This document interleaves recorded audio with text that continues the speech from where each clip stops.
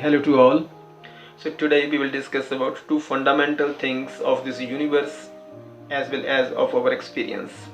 They are very basic, they are very fundamental because they are directly relating to our experience, to the formation of our experience and to the formation of this world. And these two things are change and no change. And when I use the term no change, I am not using it against the term change, because it is not such a thing which was earlier changing and now suddenly become devoid of its changing quality. No, it's not like that. It is just like this. If I say this space is not changing, so it does not mean I have earlier experienced its changing quality. It's so this term no change is not under the format, under the impression of time and space and graduations. This will infect with the discovery of the person. It is person's responsibility to discover it from within himself or herself. So what is unchanging is known as consciousness. This is the first aspect, the first thing that we are going to discuss. It's known as consciousness, which is the only conscious substance in the whole universe as well as in our experience. It is the only conscious substance throughout our experiences. And when I say it's conscious, I'm not saying it's conscious of this or that. It's conscious by its own right, by its own nature. It's conscious, which is the fundamental requirement to initiate any experience, to initiate any investigation. And the second thing is, what is changing is known as the world, which is inert in its own nature.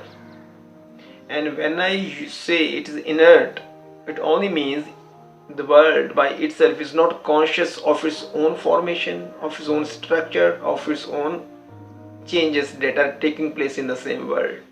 So from that perspective we call it inert, and it's made of names and forms.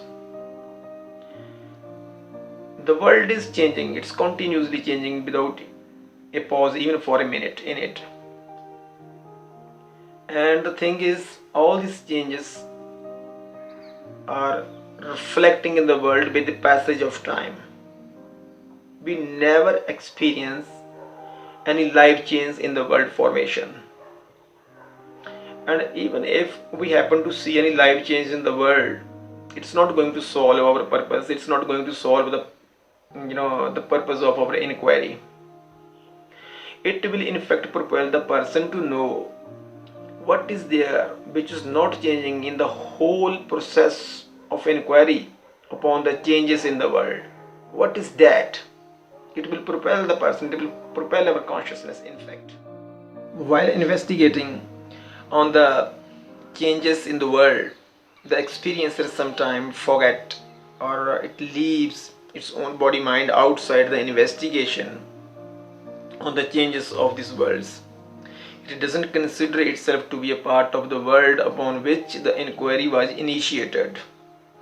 That's why when it gets to investigate on the changes in this world, it fails to see this body as a part of the world. And it is so because the nature of consciousness in such experiences is extremely externalized.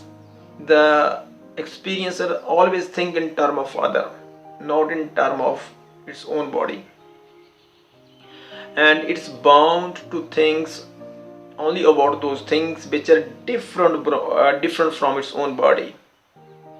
You see, and such behavior makes him think differently, as if the experiencer, even in this body form, is going to live here forever.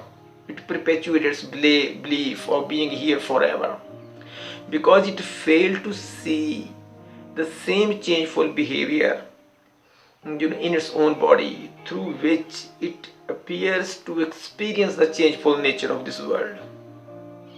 You see, it just perpetuates its own belief here, and it cost him tremendously. And this all we will try to figure out in our next video. and this video I will wind up here only, but I have discussed these two fundamental things and a little bit and thrown light a little bit light on the behavior of this conscious substance and the thing which is changing, which I call the world. This we'll try to discuss detail in our coming videos.